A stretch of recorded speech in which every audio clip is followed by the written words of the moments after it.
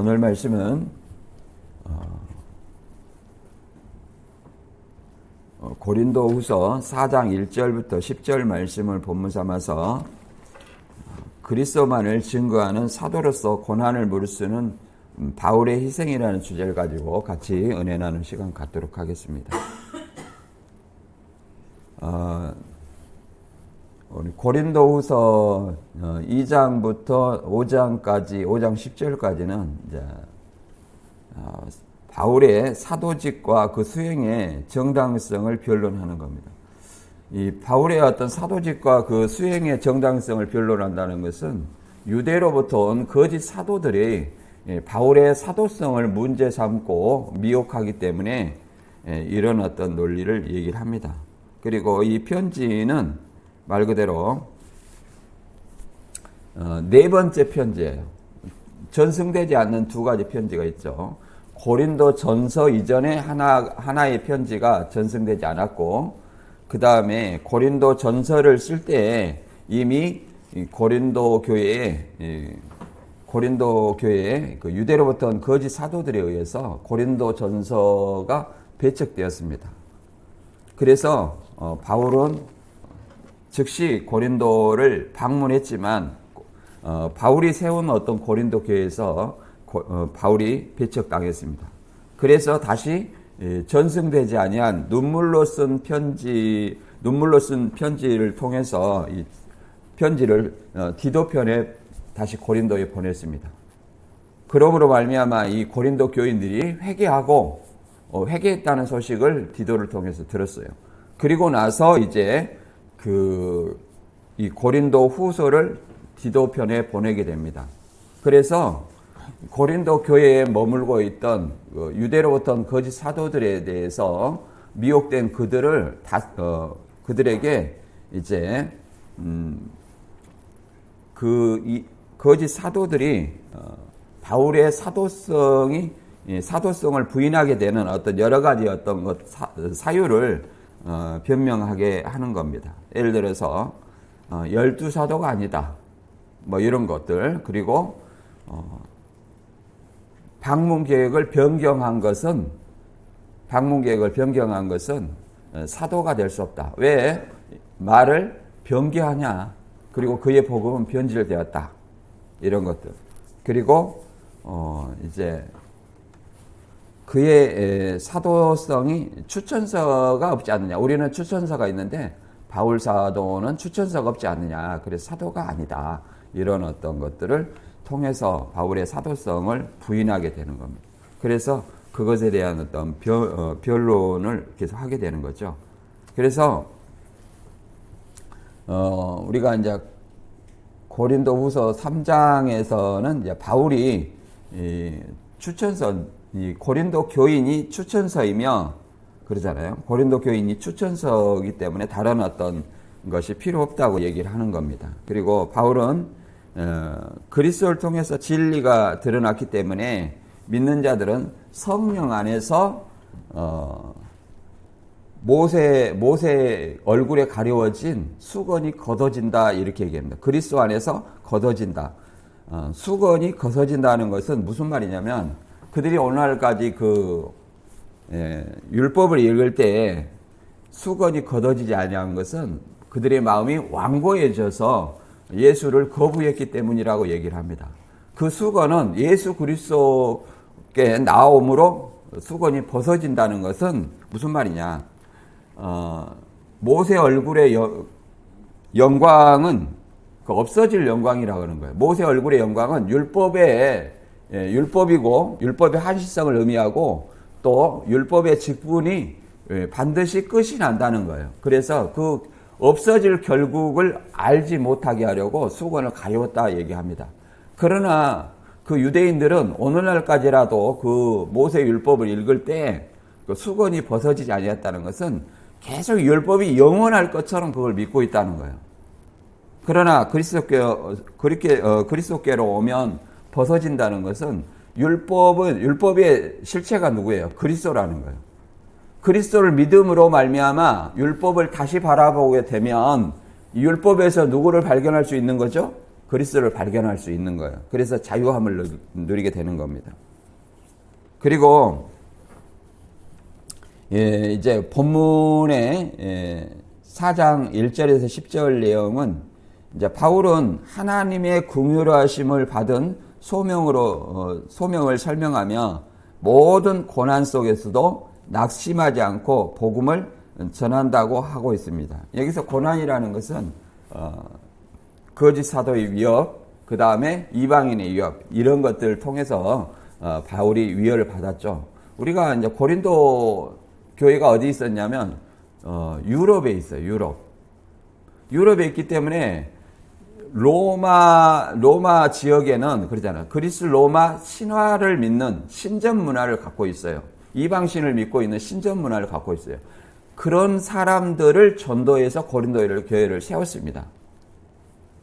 그래서 이방인의 유혹과 또 이 복음은 유대인과 대적되고 또 이방인과 대적되는 것처럼 유대인과도 적대 관계예요. 유대인과도.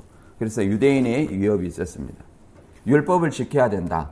바울은 복음은 율법에서 이미 자유하다. 이렇게 얘기를 하잖아요. 그래서 이런 어떤 고난에도 불구하고 낙심하지 않고 복음을 전한다고 합니다. 그는 복음을 거절하는 자의 이유로, 복음을 믿지 않는 자의 이유로 그들의 마음이 어두워져서 하나님의 영광을 보지 못하기 때문이라고 얘기합니다. 그들은 모세의 영광만 생각하고 있어요. 율법이 영원할 것처럼 생각하지만 율법은 한시적이다. 예수님 오심으로 말미암아 끝이 나는 거예요. 예수님이 율법의 모든 요구를 십자가에서 이루셨기 때문에 율법의 요구가 이루어졌기 때문에 율법은 끝이 난 거예요. 모든 것이 끝났느냐 그런 것은 아니고 율법은 의식법, 시민법, 도덕법이 있는데 이 의식법, 안식일과 절기, 그 다음에 제사법 이런 것들이 의식법이에요. 이런 것들은 예수 그리스도로 말미암아 이루어졌기 때문에 그것이 끝이 나고 여전히 유효한 것은 시민법과 도덕법, 살인하지 말라, 도적질하지 말라, 간음하지 말라 이런 어떤 여전한 법은 여전히 유효하다. 내 부모를 공경하라. 여전히 유효한 것. 그래서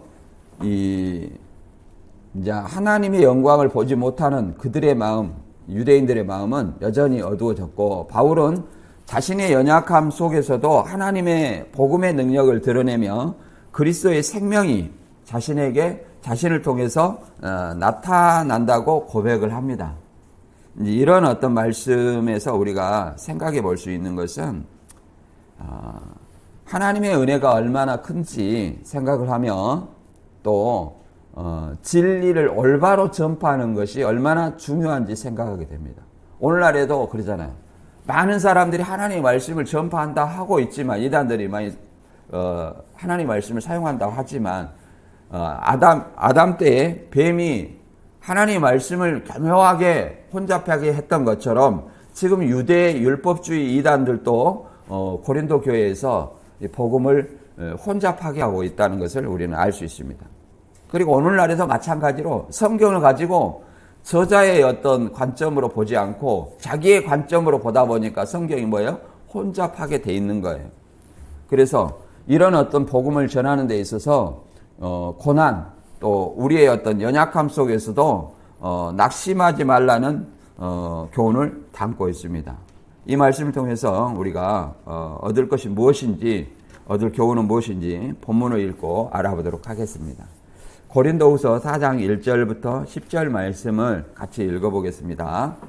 그러므로 우리가 이 직분을 받아 긍휼하심을 입은 대로 낙심하지 아니하고 이에 숨은 부끄러움의 일을 버리고 속임으로 행하지 아니하며 하나님의 말씀을 혼잡하게 하지 아니하고 오직 진리를 나타내므로 하나님 앞에서 각 사람의 양심에 대하여 스스로 추천하노라. 만일 우리의 복음이 가리웠으면 망하는 자들에게 가려워진 것이라. 그 중에 이 세상 신이 믿지 아니한 자들의 마음을 혼미하게 하여 그리스도의 영광의 복음을 광채가 비치지 못하게 함이니 그리스도는 하나님의 형상이니라.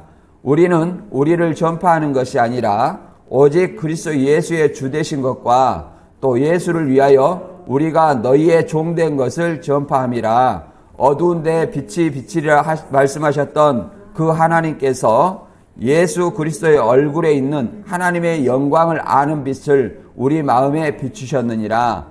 우리가 이 보배를 질그릇에 가졌으니 이는 심히 큰 능력은 하나님께 있고 우리에게 있지 아니함을 알게 하려 함이라. 우리가 사방으로 우겨쌈을 당하여도 쌓이지 아니하며 답답한 일을 당하여도 낙심하지 아니하며 박해를 받아도 버림받지 아니하며 거꾸러뜨림을 당하여도 망하지 아니하고 우리가 항상 예수의 죽음을 몸에 짊어짐은 예수의 생명이 또한 우리 몸에 나타나게 하려 함이라. 아멘.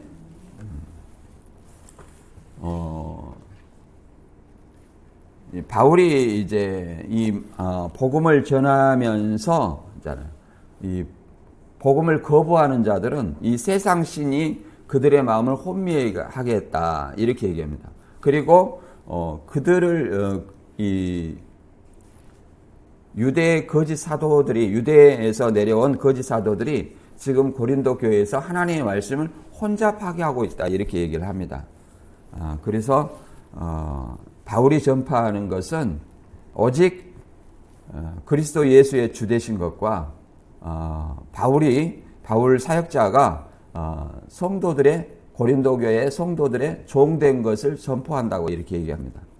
그리고 이 보배라는 것은 그리스도와 복음을 얘기합니다. 질그릇이라는 것은 연약한 어떤 바울을 얘기하는 거죠. 그래서 우겨쌈을 당하여도 쌓이지 아니하며 항상 답답한 일 그러잖아요. 그 고난을 얘기합니다. 바울의 어떤 복음을 전파하면서도 당하는 어떤 고난, 그 다음에 답답한 일. 그래도 낙심하지 아니하고 박해를 받아도 낙심하지 아니하고 거꾸로 뜨림 그러잖아요. 쓰러질지라도 망하지 아니하고 항상 예수의 죽음을 짊어짐은 항상 예수의 죽음이라는 것은 항상 죽음의 위험에 있어 복음을 전하는 것은 우리의 예수의 생명을 우리 몸에 나타나게 하려 함이라 이렇게 얘기를 하는 겁니다. 이 말씀 속에서 우리가 이제 얻을 수 있는 교훈이 무엇인지 우리 생각을 해보면서 본문 같이 알아보도록 하겠습니다. 4장 1, 2절에 보면 먼저 본문의 내용을 간단히 요약하면 이제 복음의 중요성과 고난 속에서도 하나님의 사역을 계속하는 의지를 설명하고 있습니다. 이 고린도 교회에는 바울이 1년 6개월 동안 신전 문화를 갖고 있는 그 신전 문화라는 것은 그리스 로마 신화에 나오는 신들 있죠.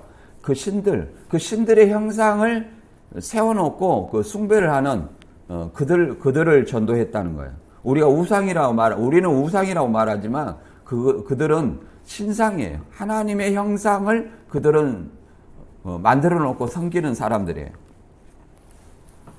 그래서 이제 이 본문의 내용을 간단히 요약하면 이제 이 복음의 사역의 은혜를 얘기합니다.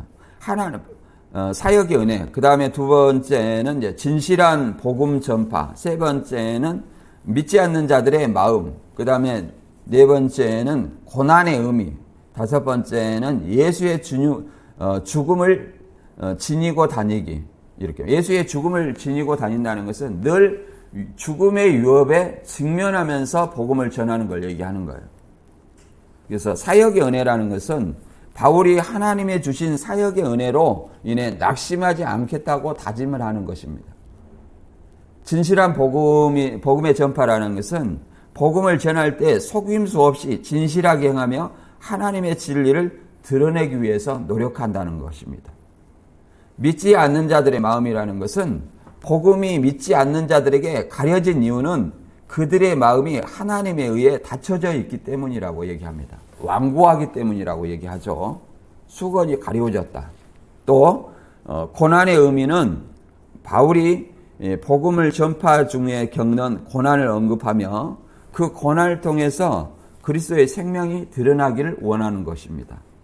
그 다음에 예수의 죽음을 지니고 다니기는 예수의 죽음을 몸에 지니고 다니며 이 말은 예수의 예수님의 복음을 전하면서 늘 죽음의 위험에 직면하는 것은 예수의 생명을 이 사역자들을 통해서 나타내기 위함이라고 설명합니다. 그래서 이 말씀을 통해서 이제 4장 1절부터 바울이 이 긍휼하심을 받은 어떤 순전한 복음이 무엇인가를 설명하고 있습니다. 1절, 2절 같이 읽어볼까요? 그러므로 우리가 이 직분을 받아 긍휼하심을 입은 대로 낙심하지 아니하고 이에 숨은 부끄러운 일을 버리고 속임으로 하지 아니하며 하나님의 말씀을 혼잡하게 하지 아니하고 오직 진리를 나타내므로 하나님 앞에서 각 사람의 양심에 대하여 스스로 추천하노라. 여기도 이 고우 3장에 이미 그러잖아요. 이 거짓 사도들이 우리는 추천서를 가지고 왔다. 그러나 바울은 추천서가 없으니 사도가 아니다 얘기를 하지만 너희가 우리의 편지로서 추천서다. 그리고 별다른 추천서가 필요 없다 얘기하지만 여기서는 양심에 대하여 내 자신이 스스로 추천한다고 얘기하는 거예요. 그래서 추천서가 없어도 고린도 교인이 추천서이며 내가 스스로 추천한다 이렇게 얘기를 하는 겁니다. 그리고 그러므로 이 말은 3장에 이어서 이어진 어떤 말씀이에요. 3장에 이어진 말이라는 것은 3장에는 영의 직분과 정죄의 직분, 율법의 직분과 복음의 직분을 이렇게 구별하여 설명하고 있습니다. 정죄의 직분, 율법의 직분도 없어질 것이지만 영광이 있다는 거예요. 모세 얼굴의 영광을 얘기하는 겁니다. 모세 얼굴의 영광은 뭐예요? 모세가 죽음으로 끝이 나고 또 율법은 예수님이 오심으로 끝이 나는 거예요. 그러나 예수님을 받아들이지 못한 그들은 여전히 율법이 영원할 것처럼 생각한다는 거죠. 그러나 정죄의 직분, 곧 율법의 직분도 영광이 있은즉 의의 직분, 곧 복음의 직분은 더욱 영광이 넘치고 영원하다는 것을 설명하는 겁니다. 그러므로 우리가 이 직분을 받아, 이 직분이라는 것은 뭐예요? 의의 직분이고 복음의 직분을 얘기하는 겁니다. 영광의 직분이죠. 긍휼하심을 입은 대로 낙심하지 아니하고, 그렇죠? 낙심하지 아니하고, 숨은 부끄러운 일을 버리고 속임으로 행하지 아니하며 하나님의 말씀을 혼잡하게 하지 아니하고 오직 진리를 나타내므로 하나님 앞에 각 사람의 양심에 대하여 스스로 추천하노라. 여기서 이제 숨은 부끄러운 일을 버리고 속임으로 행하지 아니하며 하나님의 말씀을 혼잡하게 아니한다는 것은 이 혼잡하게 하고 그러잖아요. 속임으로 행하는 이런 저들이 있다는 거예요. 고린도 교회. 그들은 누구냐면 유대로부터 내려온 거짓 사도들을 얘기합니다. 그래서 고 2장 17절에도 이렇게 말합니다. 우리가 수많은 사람들처럼 하나님의 말씀을 혼잡하게 하지 아니하고 또 곧 순전함으로 하나님께 받은 것 같이 하나님 앞에서 그리스도 안에서 말하노라 이렇게 얘기를 합니다. 수많은 사람들이라는 것은 많은 어떤 거짓 사도들이 있었다는 것을 얘기를 하는 겁니다. 고린도후서 11장 13절 이하에서도 말하기를 뭐라고 말합니까? 그런 사람들은 거짓 사도요 속이는 일꾼이니 자기를 그리스도의 사도로서 가장하는 자들이다. 오늘날에도 마찬가지입니다. 성경을 가지고 정통과 이단을 그들은 어떻게 구별한다고 말하냐면 요한복음 1장 1절 통해서 말씀이 하나님이기 때문에 말씀대로 하면 정통이고 말씀대로 안 하면 이단이다 이렇게 얘기를 합니다. 그러면서 자기들은 성경 안에서 진리 비진리 이렇게 얘기를 해요. 그러면 성경에 무지한 사람들은 신천지의 그 비유풀이 그 말씀을 듣고 너무 뿅 갑니다. 왜? 성경 안에서 문제와 답을 찾아요. 너무 성경적이다. 그리고 또 뭐라고 말하냐면 비유풀이라고 하면 짝풀이에 짝을 맞춰서 성경을 해석을 해요. 그러니까 짝을 이렇게 맞춰서 하니까 이게 비유를 통해 비유는 세상 이치잖아요. 세상 이치를 설명하면서 거기에 맞는 성구를 대입을 시켜요. 그러니까 너무 성경적이라는 거예요. 너무 이치적이다. 그리고 예언과 실상이 딱딱 들어맞는다고 얘기를 하는 겁니다. 거기 말씀을 성경을 모르다가 배우면 너무 뿅 가는 거예요. 그러니까 젊은 사람들이 굉장히 논리적인 걸 좋아하잖아요. 그러다 보니까 거기에 들으면 너무 기분이 좋은 거예요. 저도 마찬가지였습니다.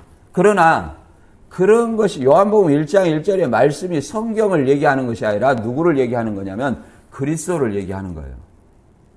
그리스도를 얘기하는 거예요. 이 개역 한글에는 말씀이 하나님이라고 이렇게 했지만 그 말씀은 1장 14절에 말씀이 육신이 되어서 왔는데 하나님의 독생자 영광이요 은혜와 진리가 충만하더라 얘기합니다.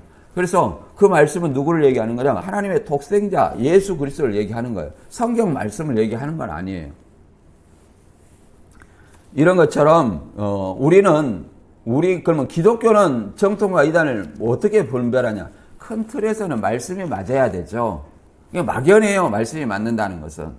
그래서 우리는 큰 틀에서 이렇게 얘기합니다. 사도신경을 인정하느냐. 사도신경이라는 것은 신약의 내용을 요약한 거예요. 이단들은 그것을 부인하는 것은 예수님이 와서 심판과 구원을 하는 거예요. 사도신경의 내용이. 근데 거기에는 교주가 있어요, 없어요? 없잖아요. 그러니까 부인하게 된 겁니다.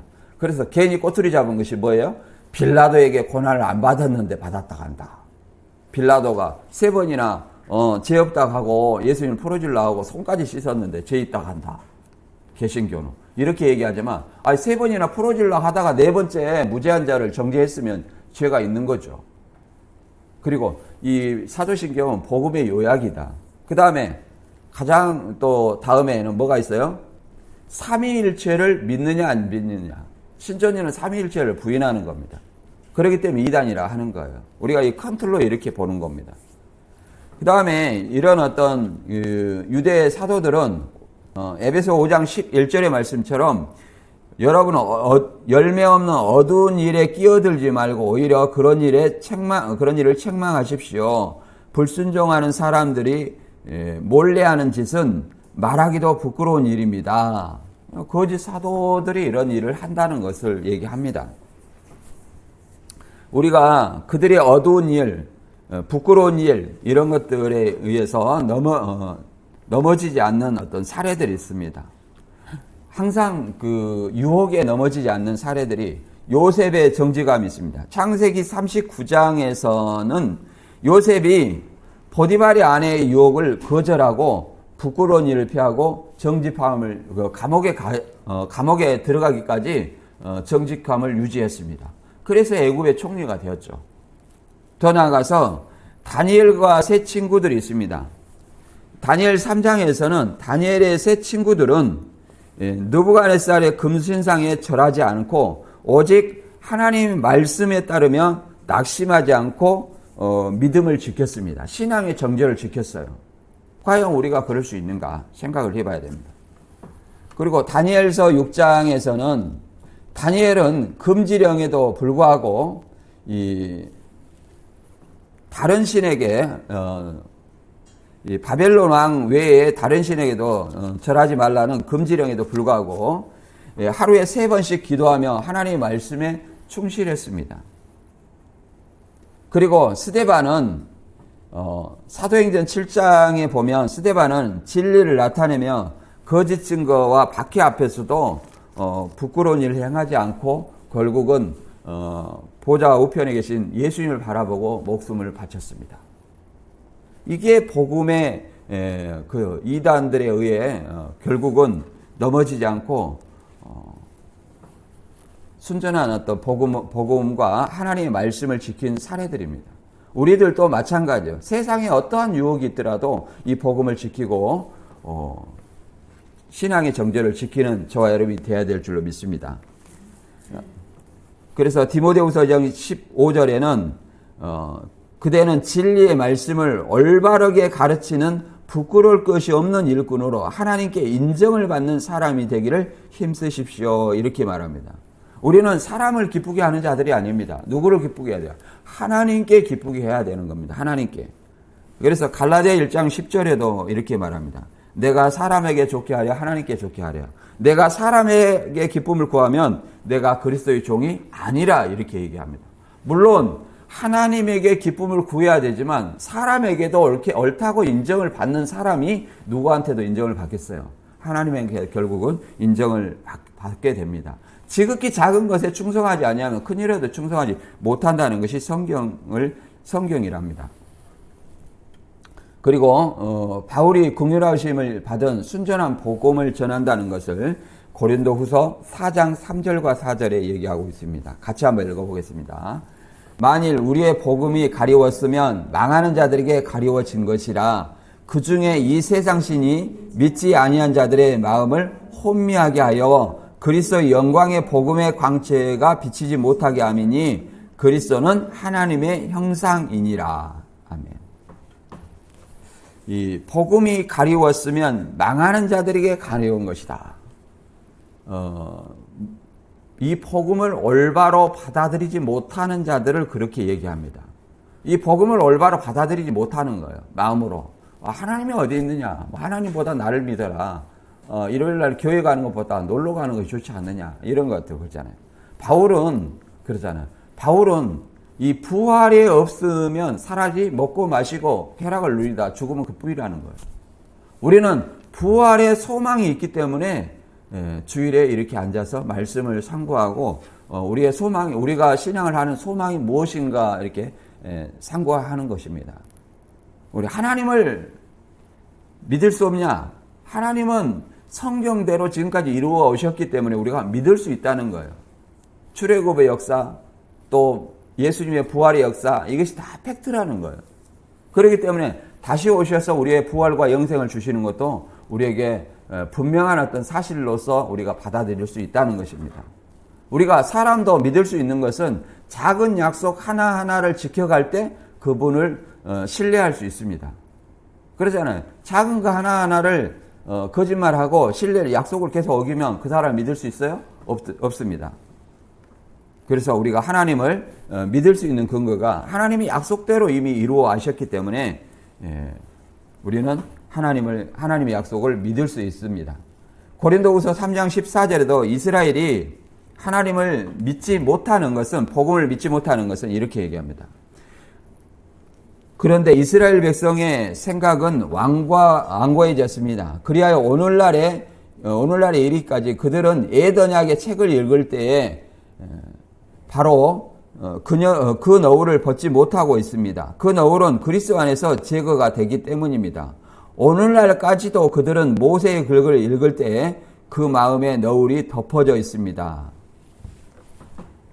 이 이스라엘 백성이 오늘날까지라도 구약을 읽을 때에 모세 율법을 읽을 때 마음에 그렇죠. 완고해서 마음에 수건이 덮어져 있다는 거예요.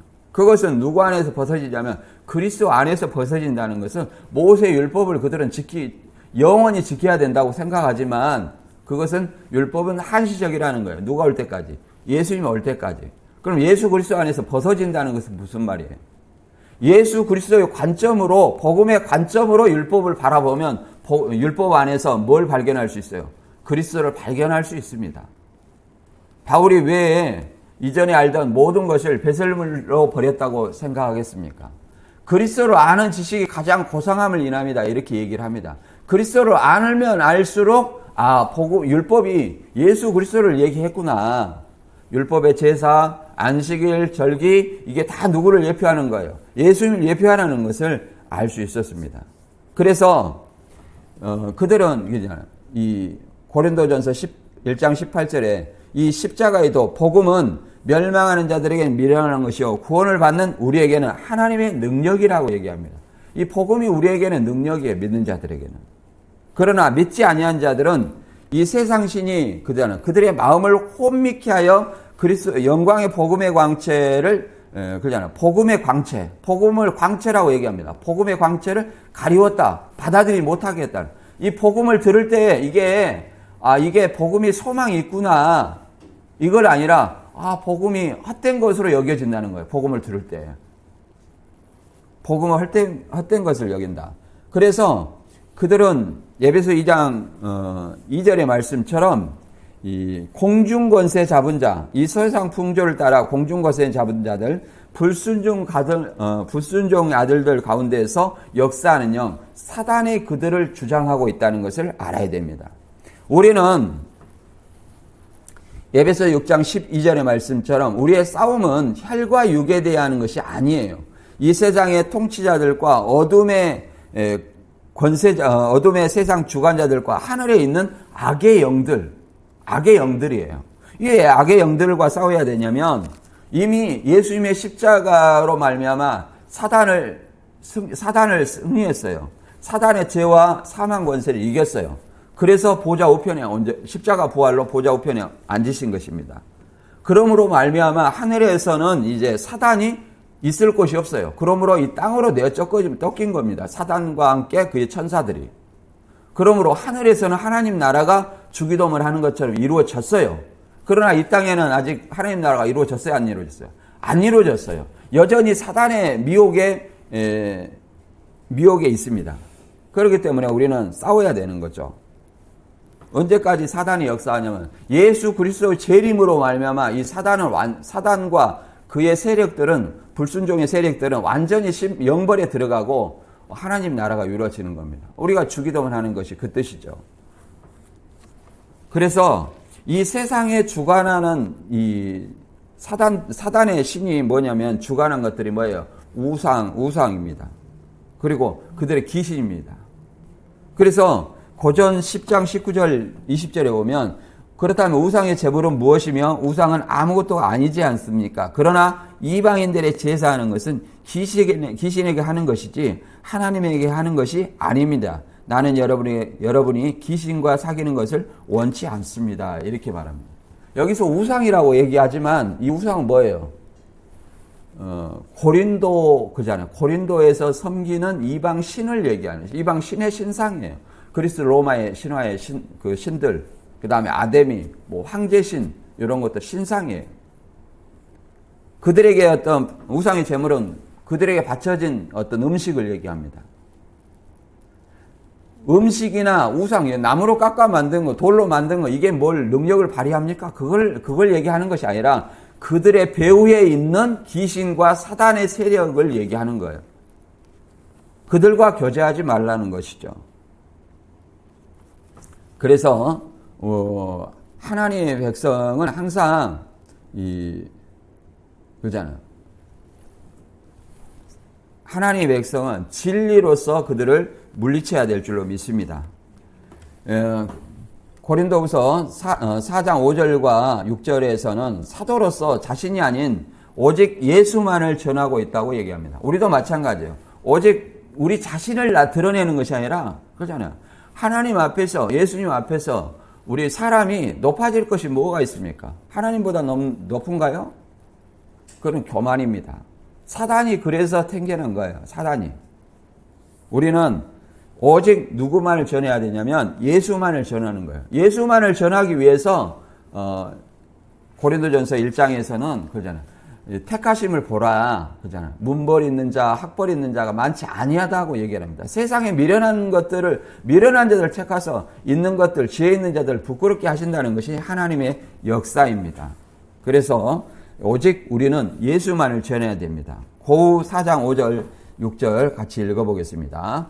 우리를 전파하는 것이 아니라 오직 그리스도 예수의 주되신 것과 또 예수를 위하여 우리가 너희의 종된 것을 전파함이라.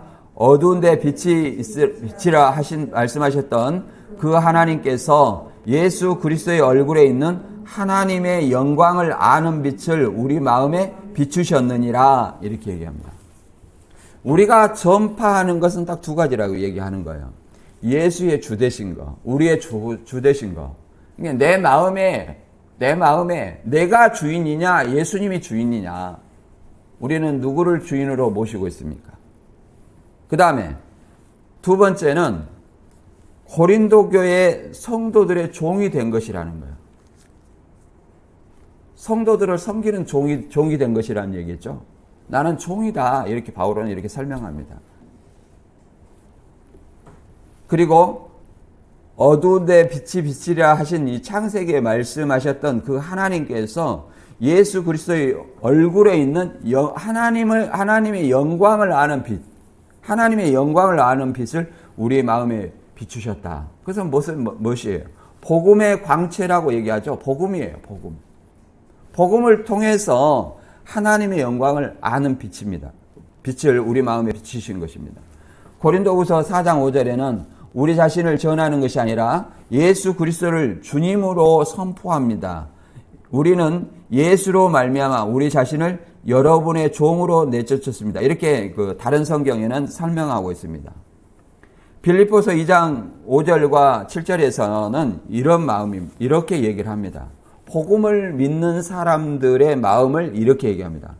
여러분 안에 이 마음을 품으십시오. 그것은 그리스도 예수의 마음이기도 합니다.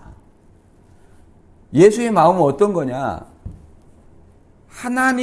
하나님이지만 동하나님과 동등된 것으로 취하지 아니하시고 사람과 같은 종의 모습으로 나타나서 십자가에 죽는 것이 예수의 마음이라는 겁니다. 그러니까 하나님이지만 하나님으로 내세우지 않고 종의 모습으로 나타나서 십자가에 죽기까지 복종했다는 겁니다. 바울도 마찬가지입니다. 바울도 내가 사람에게 기쁨을 구하면 그리스도의 종이 아니라고 얘기합니다.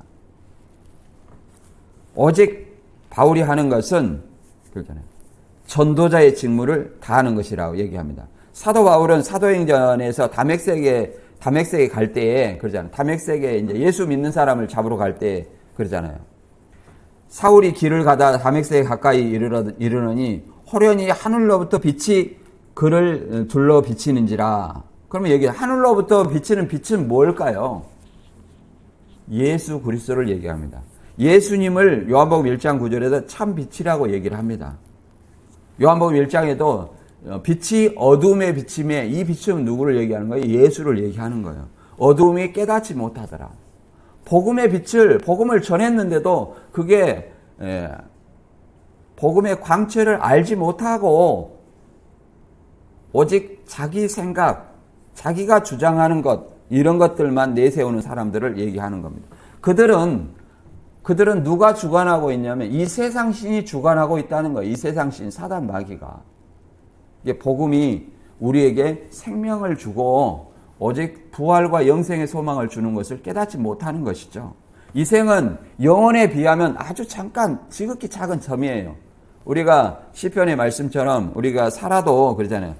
7, 80이라고 얘기합니다. 요즘에는 7, 80은 다 살죠? 그러잖아요.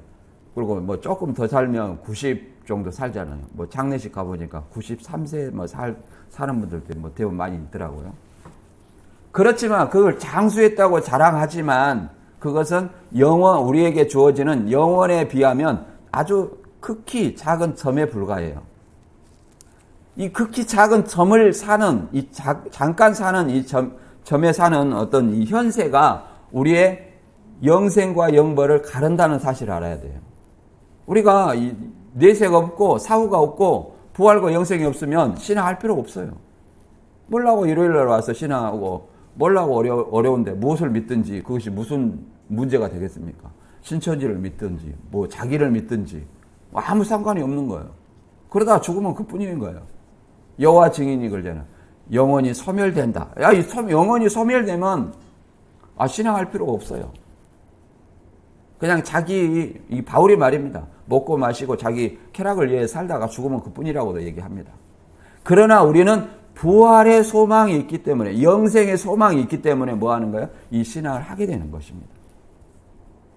바울도 마찬가지예요. 고난을 당하지만 복음을 전하는 길을 택한 것은 영생이 있기 때문에 부활이 있기 때문에 그 고난을 당해도 죽음의 위협을 무릅쓰고 신앙을 했던 것입니다. 에베소 1장 17절에는 하나님의 영광을 아는 빛, 우리 마음에 비춰주셨다. 하나님을 아는 것은 어떻게 되냐면 우리 주 예수 그리스도의 하나님이신 영광의 아버지께서 지혜와 계시의 영을 여러분에게 주셔서 하나님을 알게 하시고 마음 눈을 밝혀주셔서 하나님의 부르심의 소망이 무엇이며 성도들에게 베푸시는 하나님의 영광스러운 상속이 얼마나 중요한지를 여러분에게 알게 되기를 바랍니다. 이렇게 말합니다. 지혜와 계시의 영을 주셔서 하나님을 알게 하시고 우리의 마음 눈을 밝히사. 내가 복음을 깨닫지 못한다는 것은 지혜와 계시의 영이 우리에게 오지 않는 것이고 내가 마음의 눈을 밝혀주지 않았다는 것을 얘기합니다. 그리고 그렇기 때문에 우리의 소망이, 우리 그리스도를 믿는 소망이 무엇인지 알지 못하는 거예요. 이게 소망이 없으니까 뭐 이 세상에 더 크게 느끼죠. 이 세상에서 소망을 갖지 아니하라는 내용이 아닙니다. 이 세상에 소망을 갖더라도 진정한 거잖아요. 이 세상에서 우리가 복음을 어떻게 믿어야 할지를 우리가 분명히 알아야 된다고 성경은 설명합니다. 그래서 고린도후서 4장 7절 이하에서는 이 보배를 질그릇에 가졌다 그러면 연약한 속에서 하나님의 능력과 하나님의 능력인 복음과 누구예요? 그리스도를 가졌다고 얘기합니다. 그걸 이제 전파한다는 거죠. 고린도후서 4장 7절부터 10절까지 같이 읽어보겠습니다. 우리가 이 보배를 질그릇에 가졌으니 이는 심히 큰 능력은 하나님께 있고 우리에게 있지 아니함을 알게 하려 함이라. 우리가 사방으로 우겨쌈을 당하여도 쌓이지 아니하며 답답한 일을 당하여도 낙심하지 아니하며 박해를 받아도 버림바 되지 아니하며 거꾸러뜨림을 당하여도 당하지 아니하며 우리가 항상 예수의 죽음을 몸에 짊어짐은 예수의 생명이 또한 우리 몸에 나타나게 하려 함이라. 아멘. 이 보배를 이 보배를 질그릇에 가졌다 그 말은, 질그릇은 뭐예요? 깨지기 쉬운 것입니다. 깨지기 쉬운 거. 뭘 얘기하는 거예요? 우리 육신을 얘기합니다. 육신. 디모데후서 2장 20절에는 큰 집에는 금그릇과 은그릇뿐 아니라 나무그릇과 질그릇도 있어 귀하게 쓰는 것도 있고 천하게 쓰이는 것도 있나니 그러므로 누구든지 이런 것에서 자기를 깨끗하게 하면 기이 쓰는 것이 되어 거룩하고 주인이 쓰시기에 합당하여 모든 선한 일에 준비함이 되리라 이렇게 얘기합니다. 그래서 이 질그릇을 우리라는 거예요. 하나님이 쓰는 기이 쓰는 그릇이 되려면 자기를 깨끗하게 해야 된다는 거예요. 뭘로 깨끗해야 돼요? 말씀과 기도로 깨끗하게 해야 된다는 거예요. 이 질그릇 속에 들어있는 보배는 뭡니까? 그리스도와 복음을 얘기합니다. 질그릇 속에서 이 보배를 나타내야 되는 거죠. 나타내야 되는 거예요. 이 질그릇 속에 보배가 있기 때문에 우리가 그렇잖아. 사방으로 우겨쌈을 당하여도 쌓이지 아니하며 답답한 일을 당하여도 낙심하지 아니하고 박해를 받아도 버림받지 아니하고 쓰러뜨림을 당하여도 망하지 아니하고 그러잖아요. 항상 이런 어떤 위협 속에서 고난 속에서 당하여도 항상 낙심하지 아니하고 버림받지 않는다는 이런 어떤 확신은 내가 죽음으로 그러잖아요. 복음을 믿다가 죽음으로 바울은 죽음으로 부활과 영생이 우리에게 있다. 그리고 답답한 일을 당하여도 그러잖아요. 이 고난이 결국 우리에게 축복이라는 것을 믿는다면 답답한 일이 답답하게 여겨지겠어요? 그렇지 않는다는 겁니다. 이 고난을 지나면 우리에게 영광이 있다. 이런 생각을 한다면 결코 그 현재의 고난이 결코 슬프게만, 어렵게만, 답답하게만 느껴지지 않는다는 거예요. 이런 말이 있습니다. 로마서 8장 18절에는 이렇게 얘기합니다. 생각하건대 현재의 고난은 장차 우리에게 나타날 영광과 비교할 수 없도다. 현재의 고난은 장차 우리에게 나타날 영광과 비교할 수 없도다. 바꿔 말하면 현재의 고난을 당해야만 나타날 영광이 크게 느껴진다는 거예요. 그리고 또 바꿔 말하면 하나님의 나타날 영광을 생각하면 현재의 고난이 아무것도 아니게 느껴진다는 거예요. 오히려 감사하게 느껴지는 거죠. 그래서 우리가 하나님의 복음을 붙들고 나갈 때 이사야 41장 10절에 말한 것처럼 두려워하지 말라. 내가 너와 함께함이라. 놀라지 말라. 나는 내 하나님이 됨이라. 내가 너를 굳세게 하리라. 참으로 너를 도와주리라. 참으로 나의 의로운 손으로 너를 붙들리라. 하나님이 나와 함께하고 하나님이 나와 동행하시고 하나님이 나의 어려움을 같이 해결해 주신다는 거예요. 그러면 내가 어떤 어려움이 처했을지라도 결코 낙심하거나 좌절하거나 할 수 있을까요? 그렇지 않습니다. 바로 저와 여러분이 가져야 될 마음입니다. 바울은 돌에 맞아 죽을 뻔했고, 그 다음에 스데반은 순교의 순간에도 하나님을 저버리지 않았고, 또 다윗은 모든 것을 잃고 백성들의 비난을 받을 때에도 하나님을 힘입어 용기를 얻었습니다. 우리는 어떠한 마음을 가져야 됩니까? 우리에게 나타날 부활의 영광, 영생의 소망, 이 소망을 위해서 현재의 어려움, 그렇잖아요. 현재 어려움은 아무것도 아닙니다. 지나간 바울이나 사도들의 어떤, 그렇잖아요. 사도들의 어떤 고난과 비교하면 우리는 아무것도 아닙니다. 예수의 죽음을 몸에 짊어지면 그냥 항상 죽음의 위험에 직면해 있으면서도 복음을 전했다는 거예요. 그것은 예수의 생명이 우리 몸에 나타나게 합니다.